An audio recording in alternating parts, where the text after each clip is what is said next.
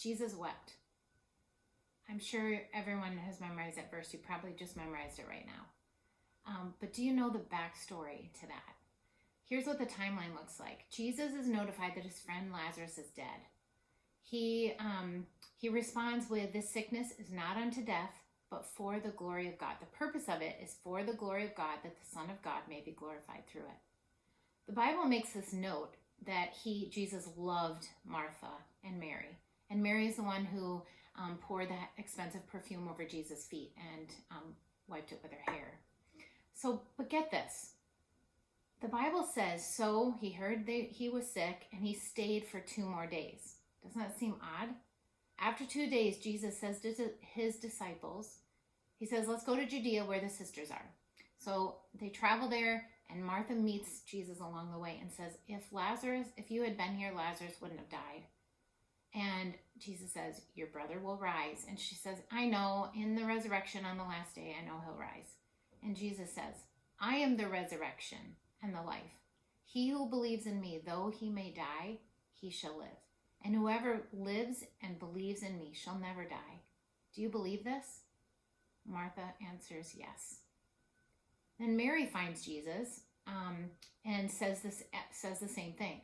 If you were here, Lazarus wouldn't have died. Then contained in a few sentences, Jesus displays this act of humanness that is so cool, but is often can be overlooked in the big picture of Lazarus being raised from the dead. Verse 33, it says, therefore Jesus saw her weeping, and the Jews who came with her weeping. He groaned in the spirit and was troubled. And he said, where have you laid him?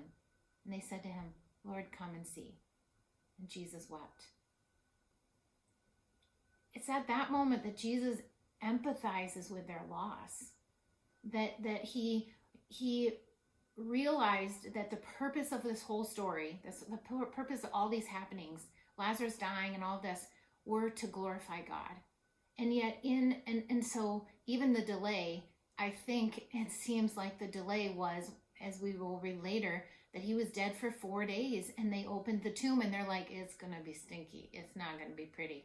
And I think the point is that, my guess is the point is that God is saying, I don't want anyone to think that this could be, oh, well, maybe he wasn't dead. Maybe he's just really sick, or I don't know, who knows what. That Jesus wanted to flex his muscles and say, this is a true rising of the dead. And so, but that delays, this is a true rising of the dead, so that I may be glorified. And yet in that delay of Jesus coming, those 2 days, and then later 4 days by the time he gets to Lazarus, Jesus understands their pain. And if you've ever had significant loss, you know the pain that they went through for those 4 days. That it was gut-wrenching.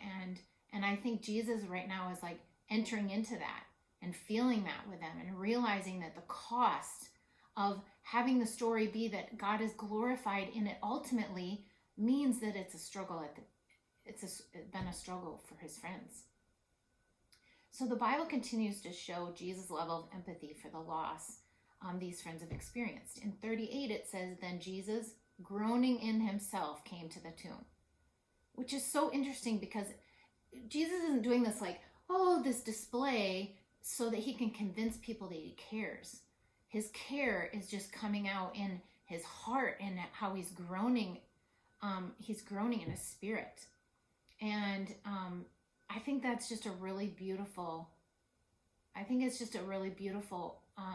picture of Jesus, that whether he's in his humanness fully or whether he's in his godness fully, both roles, he has this empathy, this ability to enter into our pain as no one can, and be there for us. And so anyways, the Bible is meant to tell us things.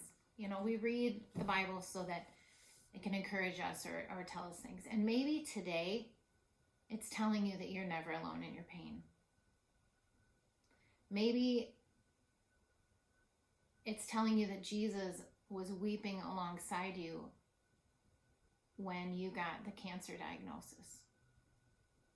or when you lost a child, or when you were alone in your marriage, or when you just felt unseen. That let this story, let these words maybe inquire you to ask, or cause you to ask a good Father who loves you, and say, where was he during those times? What's his view of that circumstance that you were in? How does he see it? Because Jesus' delay, his Lazarus' death, and Lazarus' resurrection were all meant to glorify God. There was a divine purpose in it. Maybe there's a divine purpose in your story.